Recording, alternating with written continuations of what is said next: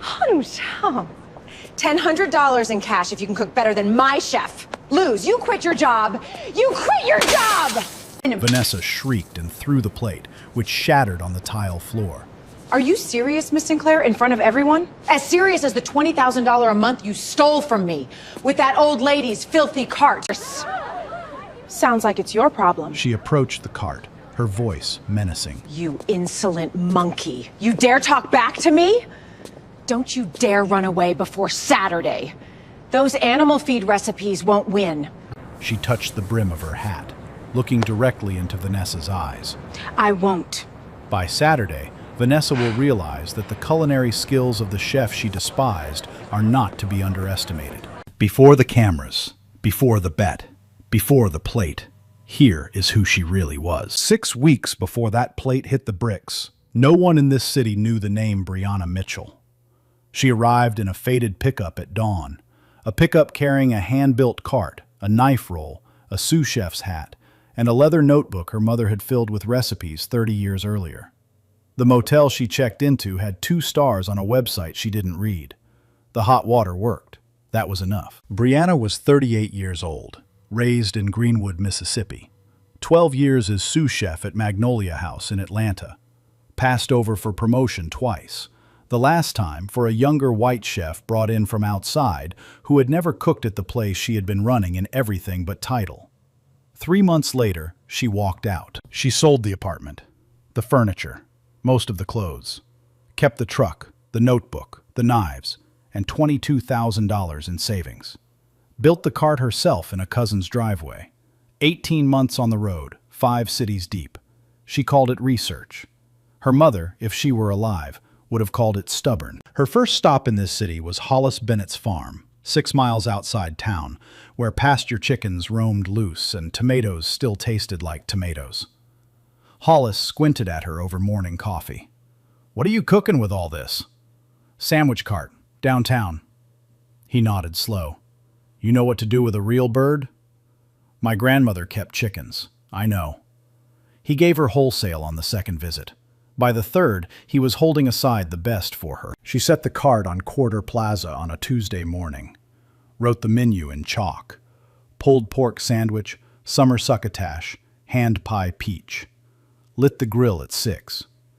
Mr. Wilson, retired postal worker, 72 years old, 3 blocks away, was her first paying customer at 8:15. He took one bite of the sandwich, sat down on the folding stool, and looked up. "You cook like somebody who's been doing this a long time." "Yes, sir." "Where are you from down south?" "Mississippi." He nodded as if that confirmed something. "I'll see you tomorrow." He came back every morning that week. By Friday, the line was 11 people long. The third week, Tony Walsh found her.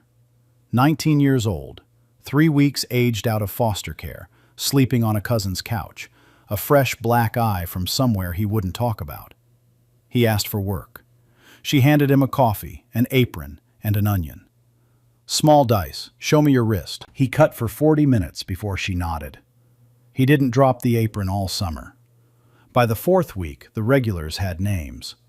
Foreman Andrews of the building site 1 block north brought his whole crew at noon. 8 men, dust on their boots, $10 bills folded. The night nurses came at 3. The bus drivers came at 5. The line never stopped. Across the plaza, Sinclair's quarter was bleeding.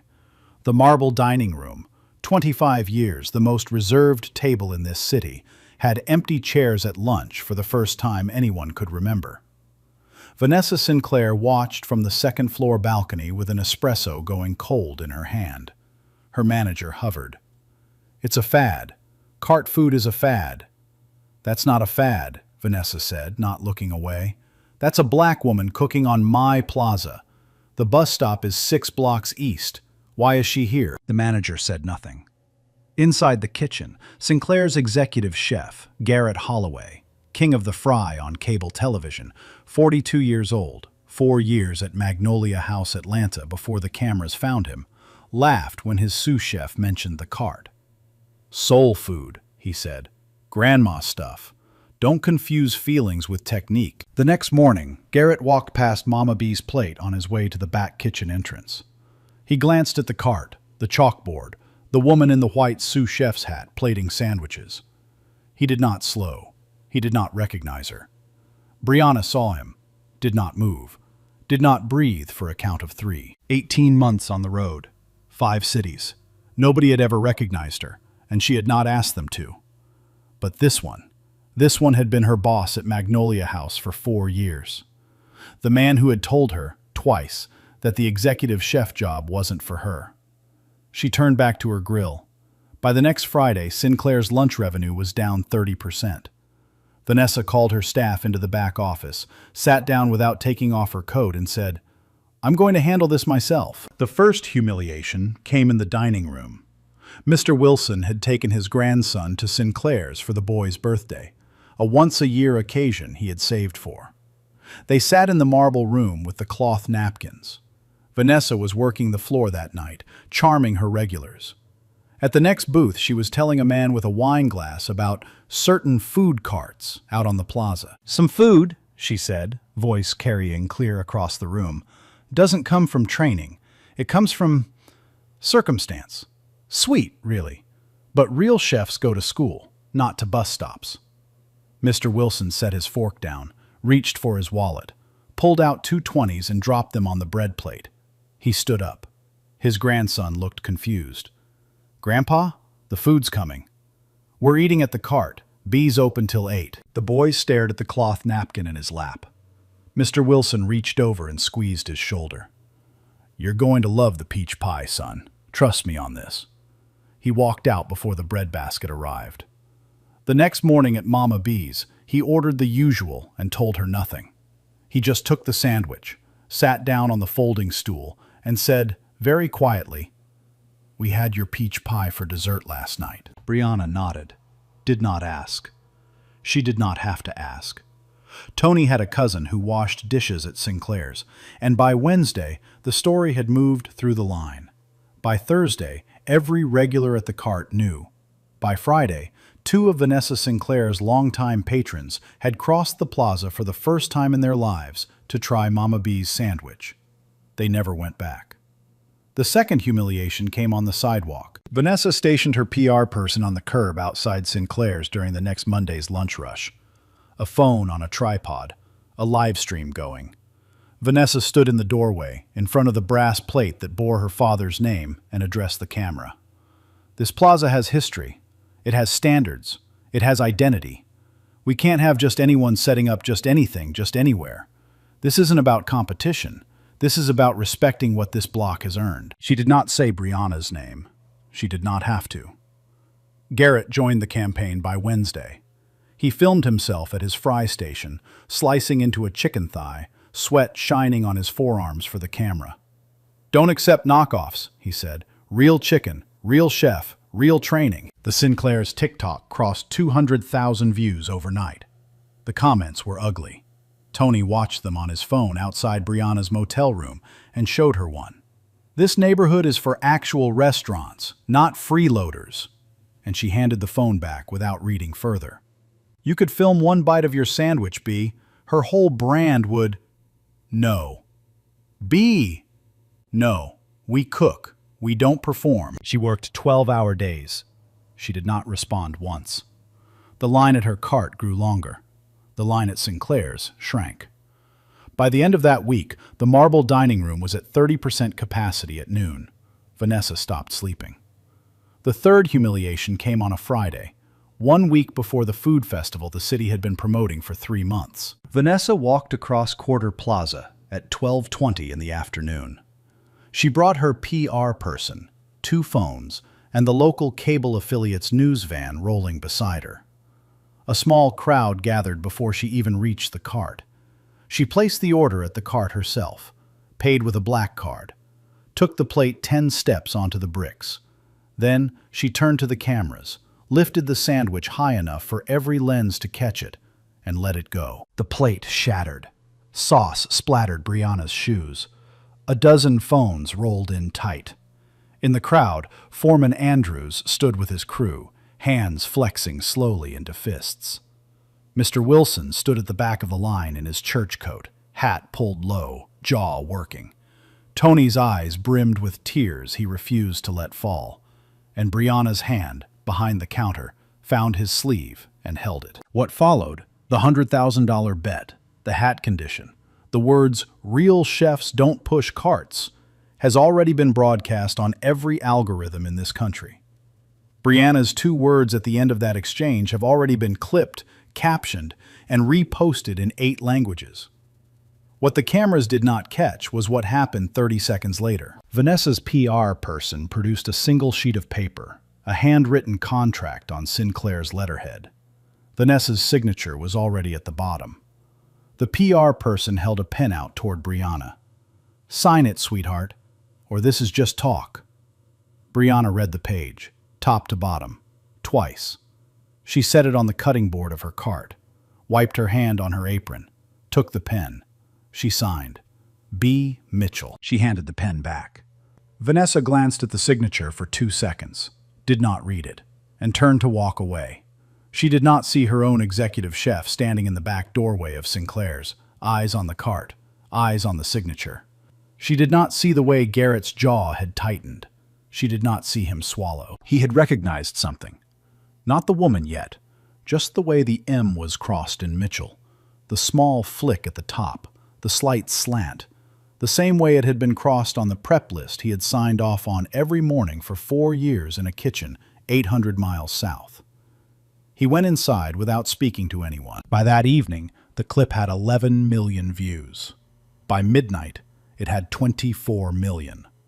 By morning, 3 different national outlets had reached out to Sinclair's for comment, and Vanessa's communications team was drafting a statement she would never get the chance to send.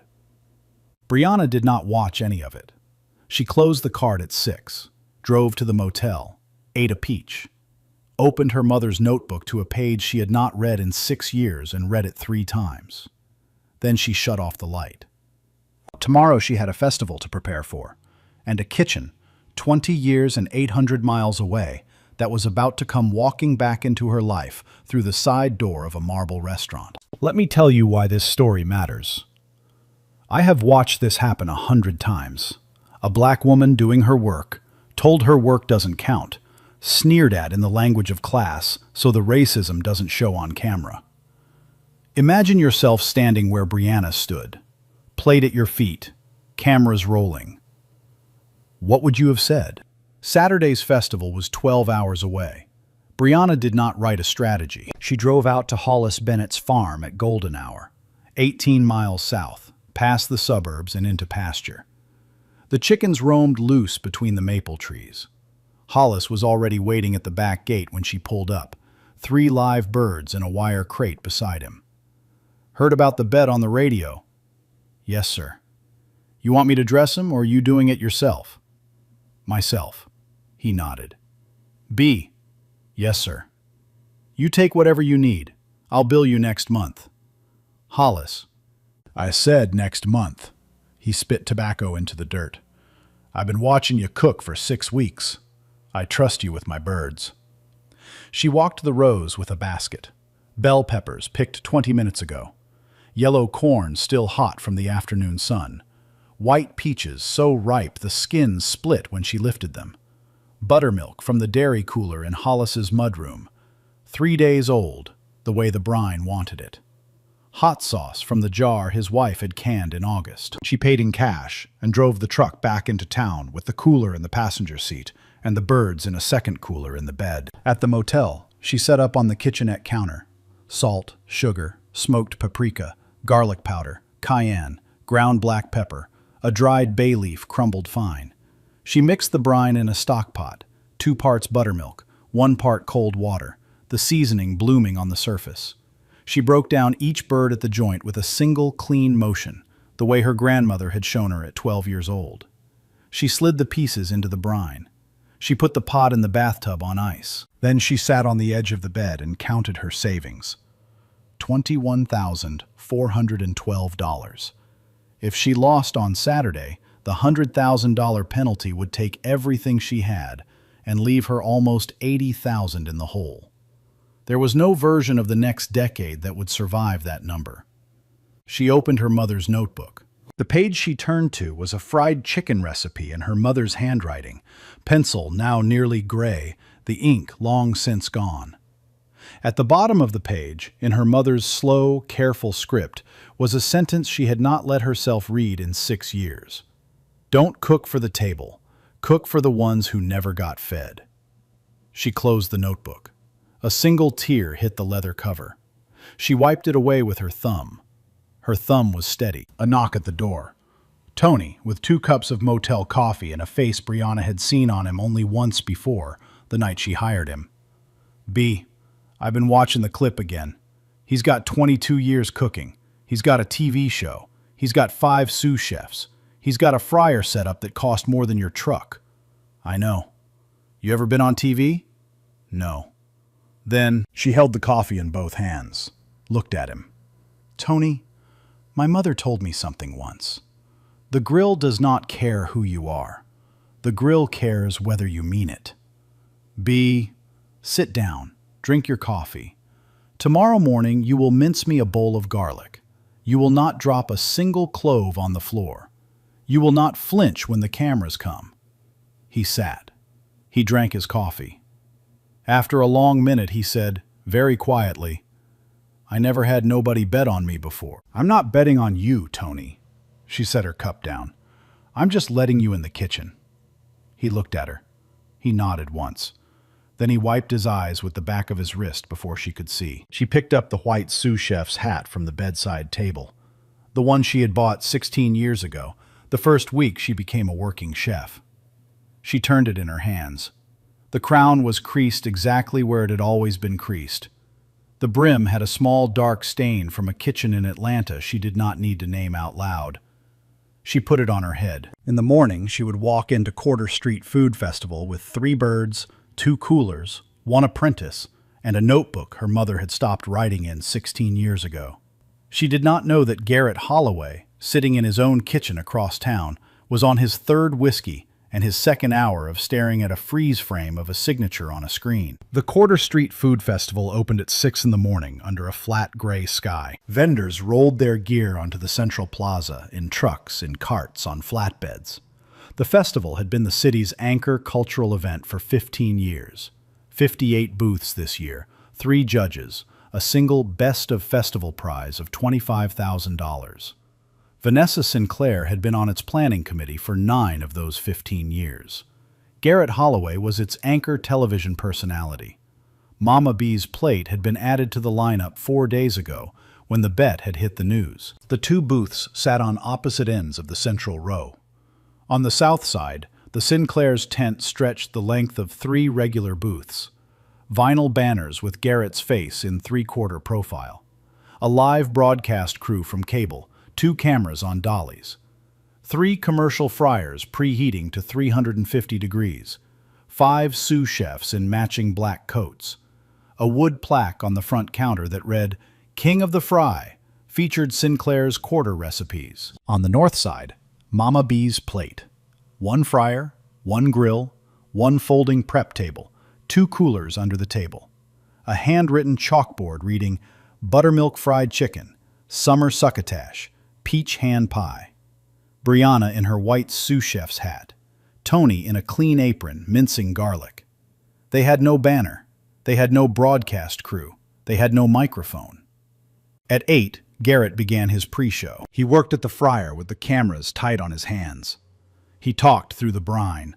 12 hours in his proprietary blend, dredged twice in seasoned flour, fried in 2 stages, the second stage at exactly 325 degrees. He waved a thermometer. He waved a thigh. The crowd around the Sinclair's tent grew to 280 by 9 o'clock. Vanessa, in cream linen, worked the press in a separate area. At 10, Brianna lit her fryer. She did not announce it. She did not look up. She set the temperature. She tested the oil with the end of a dry wooden chopstick. When the wood released a steady ring of small bubbles, she nodded once. Tony slid the first batch of brined thighs onto a wire rack beside her. She pulled 3 pieces, shook off the excess buttermilk, dipped them in seasoned flour, knocked off the loose crumb, and lowered them into the oil in a single motion. The first crackle was small. The second was sharper. By the third, the air around the cart had changed. At 10:15, the smell hit the plaza. It was a smell that did not belong at a festival. It belonged at a Sunday supper in a house with cornbread cooling on a windowsill. It moved across the cobblestones in a slow front and reached the Sinclair's tent before Garrett finished his next sentence. He kept talking. His pace tightened a quarter beat. Foreman Andrews and his crew arrived at 10:30 in clean white shirts. They did not stop at any other booth. Mr. Wilson came at 10:35 in his church coat. The night nurses came on their lunch break. By 11, something else had started, quietly, without anyone calling it out. The first 3 customers stepped out of the Sinclair's line. By 11:10, 6 more had followed. None of them announced anything. They walked the 50 paces across the plaza, took a place behind Mr. Wilson, and waited their turn. The line at Mama B's wrapped twice around the cart and curled toward the fountain in the center of the plaza. The judges arrived at 11:15. Margaret Ashby was 61 years old, gray hair cut blunt at the jaw, a regional food critic for 25 years. The other 2 were a James Beard Foundation administrator from Charlotte and a Charleston restaurateur named Calvin Sutton. They came to the Sinclair's tent first. Garrett bowed slightly, walked them through the brine, the dredge, the temperature, plated each judge a perfect thigh on a small white plate with a smear of honey gastrique. Margaret took a single bite, closed her eyes, chewed, swallowed, set the plate down. Did not say anything. The other 2 followed her lead. Garrett's smile flickered, just for a second. The judges walked the 50 paces across the plaza to Mama B's. The line parted for them. Brianna was at the grill. She did not stop working.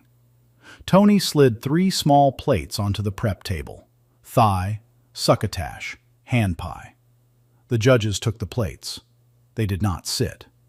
Margaret bit into the thigh. The chewing slowed. She did not close her eyes.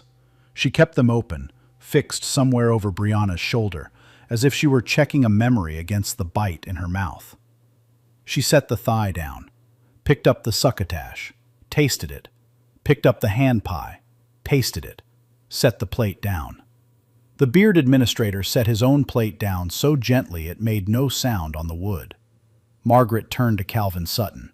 "Calvin, taste this, all of it, in order." Calvin tasted. So did the beard administrator. None of the 3 said a word for the next 90 seconds. Margaret turned, very deliberately, and looked across the plaza at Garrett's tent. Then she looked back at Brianna. "Chef, where did you train?" Brianna's hand did not pause on the grill. "On a farm in Mississippi, ma'am, and later somewhere else." "And the brine?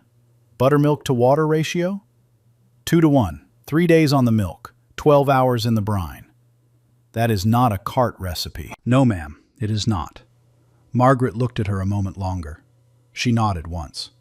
She picked up the plate of crumbs, walked back across the plaza, sat down on a bench, and began making notes in a leather pad. By 11:40, the line at the Sinclair's tent had thinned to 12 people. The line at Mama B's had reached the far side of the fountain. Vanessa pulled Garrett behind the back panel of the tent. "Garrett, what is happening?" "She has one trick. Festival crowds love a trick. The judges scored us at 10. Wait for the panel." "What is the trick, Garrett?" "Buttermilk." "That is buttermilk?" Garrett did not answer. He was staring at the cart across the plaza, where Brianna had stepped back from the grill to wipe her hands on her apron.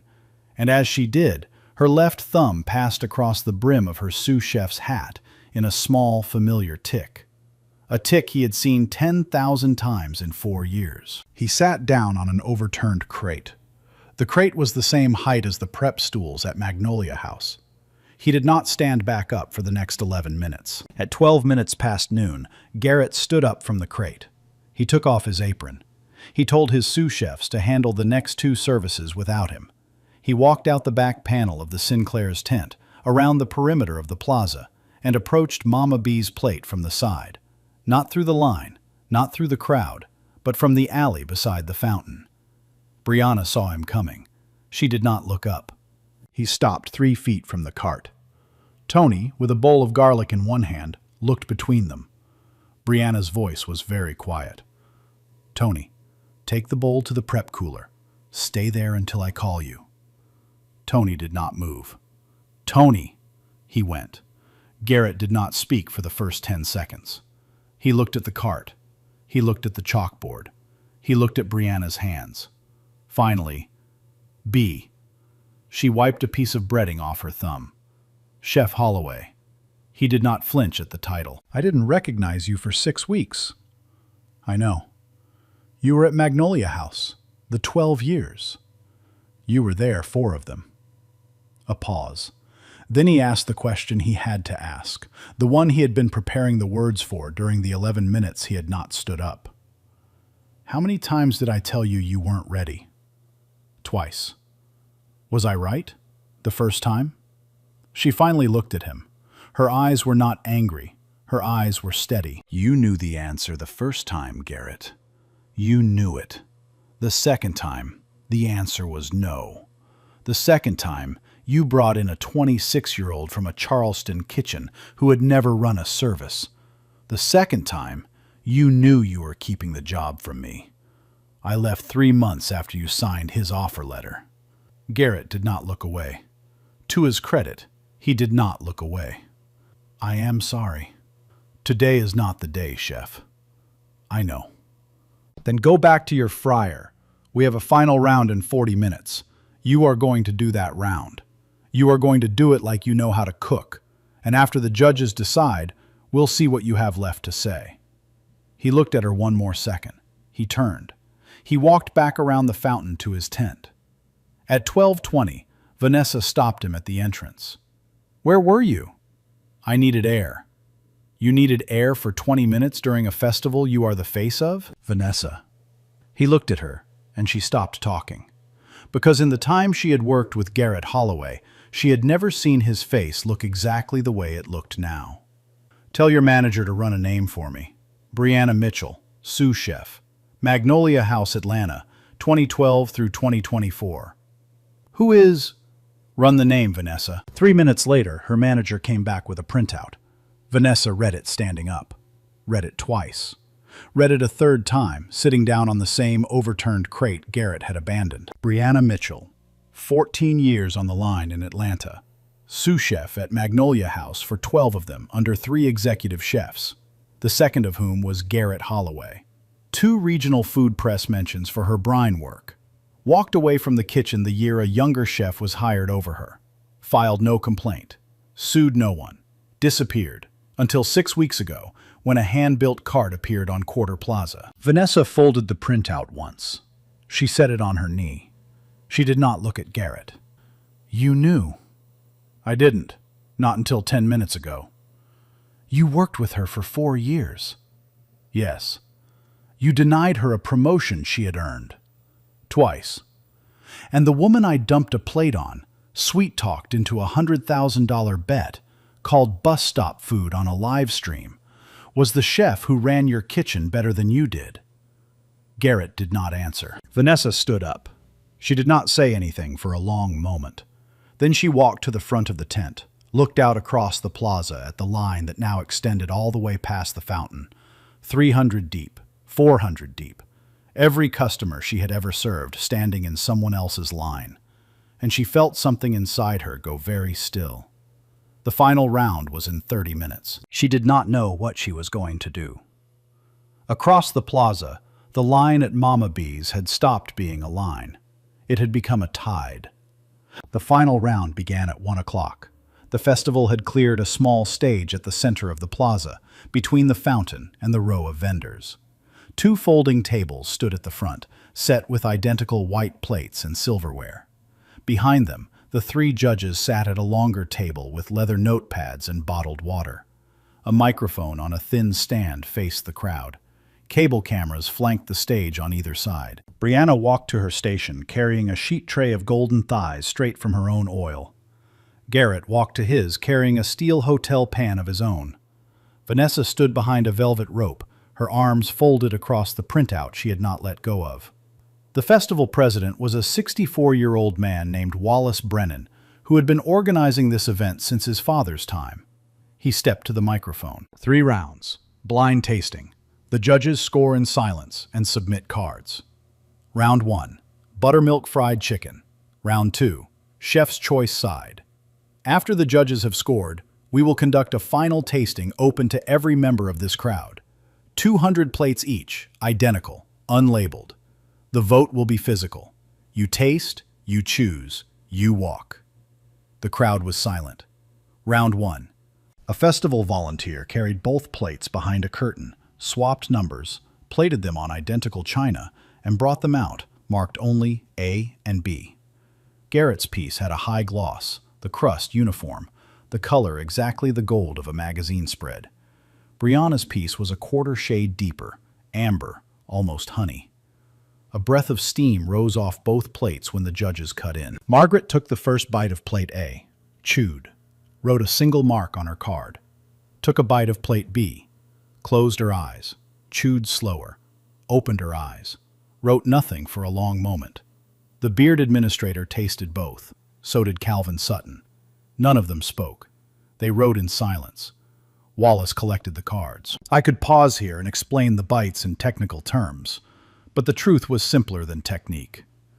Garrett Holloway was, by every measurable standard, one of the finer fried chicken chefs in the Southeast.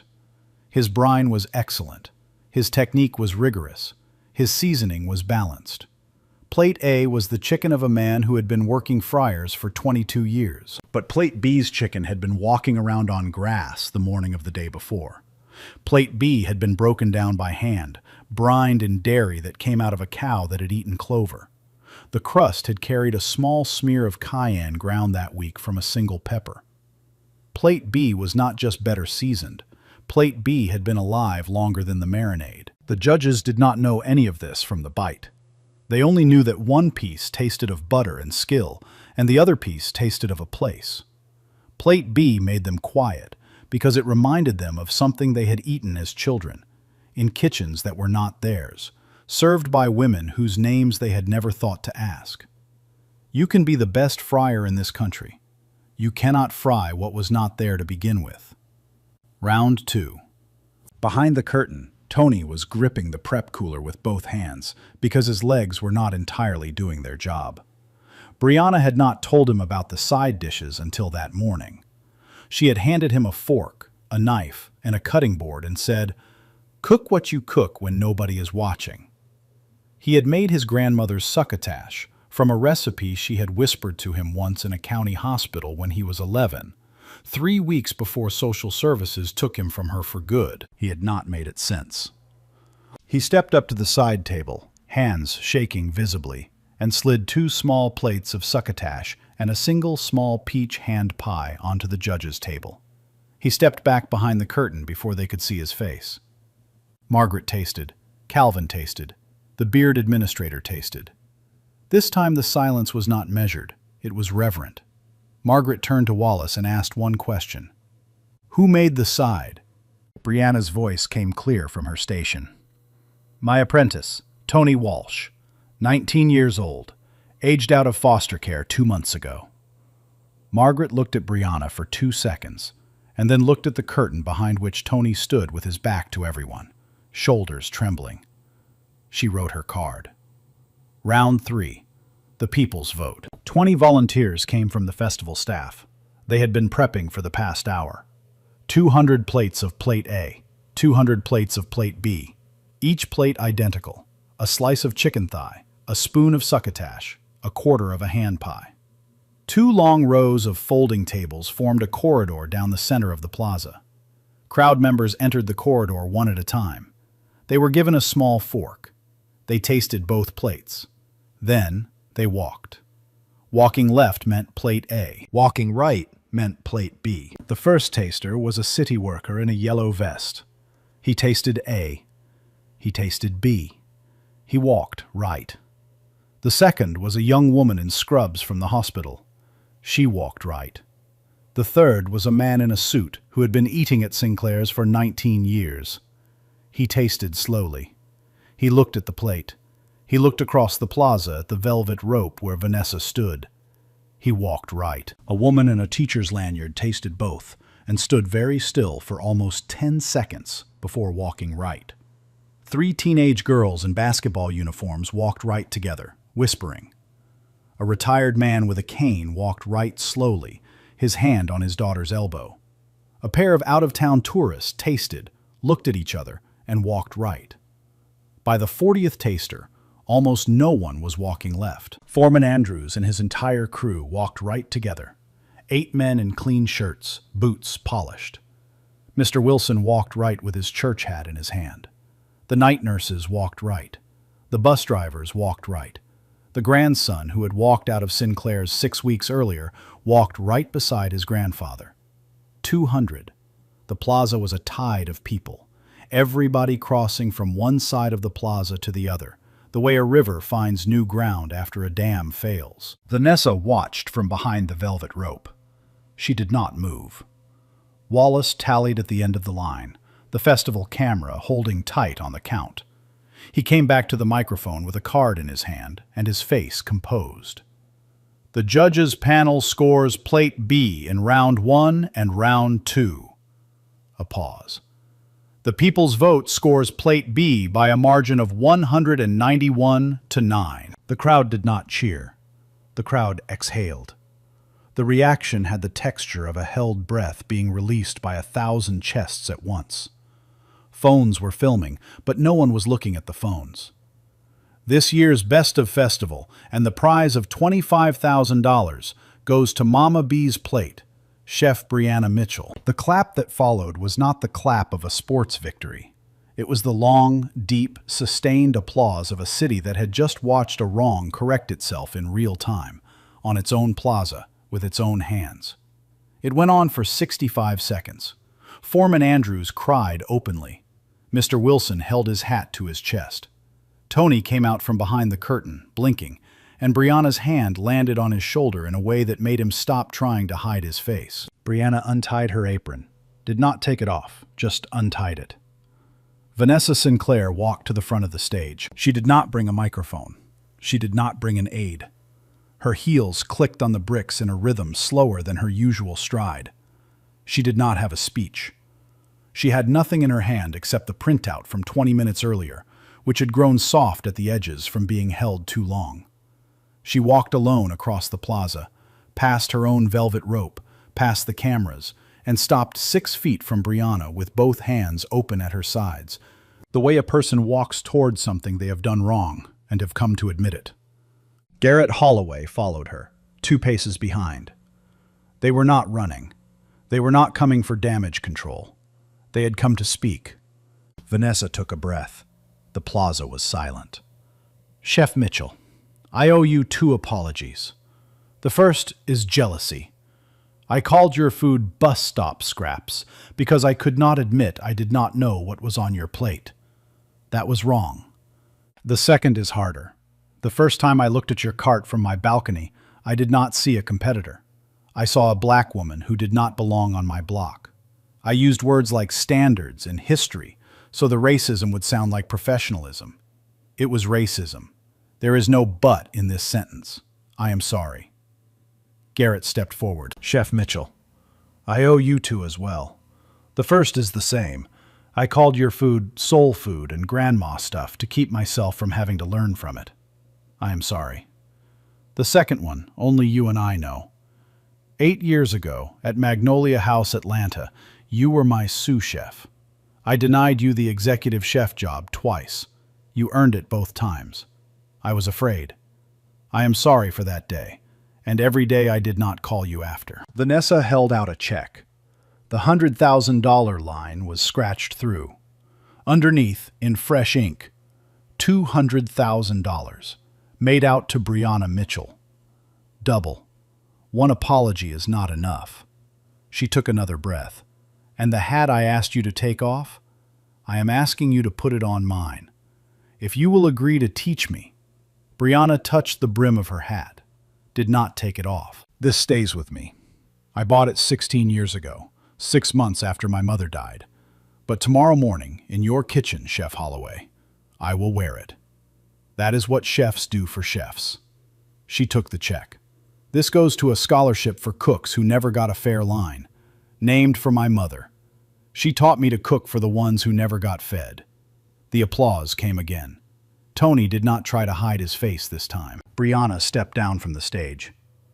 By morning, the story would belong to no one on that plaza anymore. One day later, Brianna walked into the back kitchen of Sinclair's quarter, wearing her white sous chef's hat. No cameras, no press. Garrett met her at the door with both hands behind his back, the way a line cook stands for a chef walking in on Monday morning. She spent 6 hours with him. She did not lecture.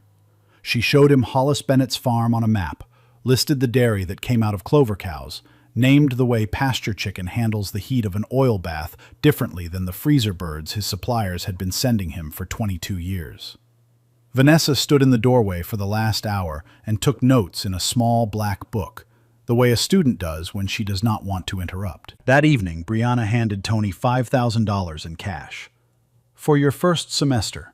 The rest comes from the scholarship. Apply by November. I will write the letter. Tony cried again. He did not hide it. 1 month later, Margaret Ashby's profile of Brianna ran in the regional magazine. The title was The Sous Chef Who Walked Away and Found Herself. The piece described Magnolia House without naming the man who had passed her over. The man named himself 2 days later in a public statement when Garrett Holloway resigned from his cable television show. His statement read, "I need to spend the next year learning what I forgot in the last 8. I'm going to work the line in a small kitchen and listen more than I talk." He took a sous chef job at a roadside restaurant in a town of 1,100 people, 3 hours north of the plaza. He did not give the address to the press. Vanessa rebuilt Sinclair's quarter from the supply chain up. New farms, new menu, new training program. Profit dropped for the first 8 weeks, then climbed. 3 months after the festival, Sinclair's had a 4-week waiting list, the longest in its history. In a podcast interview, a regional outlet asked her to look back. She said, "The day I lost the bet was the day my restaurant started to exist." 1 year later, Tony Walsh finished his first year at the Culinary Academy on full scholarship. He worked summers in the test kitchen of a Charleston restaurant. He kept a notebook of his own. Vanessa and Garrett co-founded a small grant program that paid local farms to supply restaurants on Quarter Plaza. They named it for Brianna's mother. Brianna sent a letter from the road approving the name. She did not attend the launch. Brianna was in City 8 of her tour, in a state nobody asked her about. The cart was still hand-built. The hat was still on her head. She still bought chickens from the nearest pasture. She still wrote in her mother's notebook every night, on a fresh page now, in her own hand, plans for a small restaurant in Greenwood, Mississippi. 30 seats, no reservations, menu changing with the season. She would open it the year after she finished the tour.